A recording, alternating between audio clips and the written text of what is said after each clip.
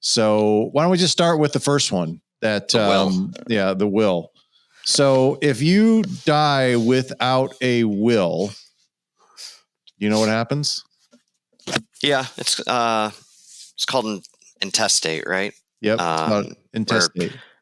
So there's two types of assets. There's beneficiary-designated assets, which is like life insurance, annuities, 401ks, IRAs.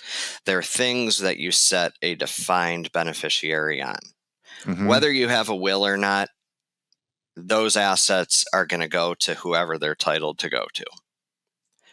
The will covers the rest of stuff that doesn't have a beneficiary, like your bank account, your car, your jewelry, your maybe you have like an individual brokerage account. It covers all the assets that you don't set a beneficiary on.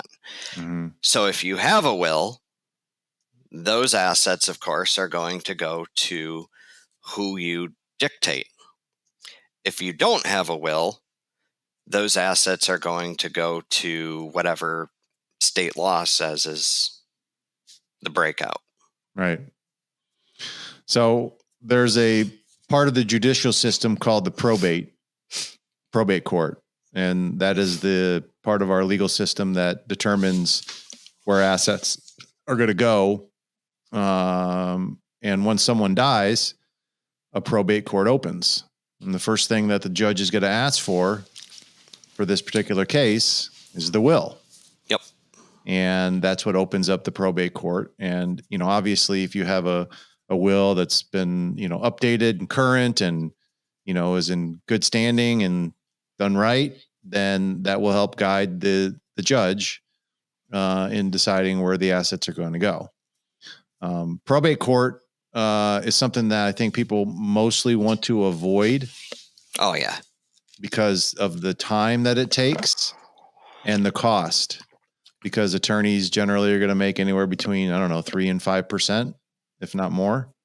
Yeah, that's probably pretty fair. On all the assets that need to go through the probate court. Now, first talked about earlier the assets that bypass that, which is great.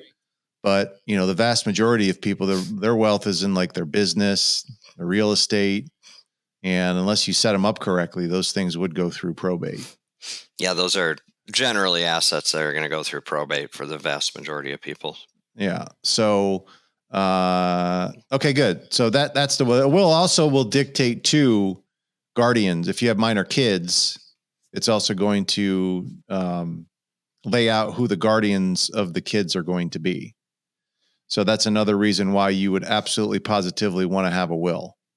And if you don't have a will, and you have minor kids and you die, you and your husband die in a car crash and your kids are left without parents, they actually are going to be wards of the state to begin with.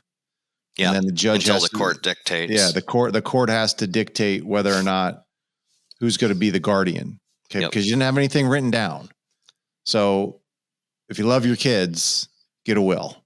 So yep. that, so that whoever you want to have guard them and raise them at that point in time, you name them. It's really important that you do that. Okay. I think we've killed that one.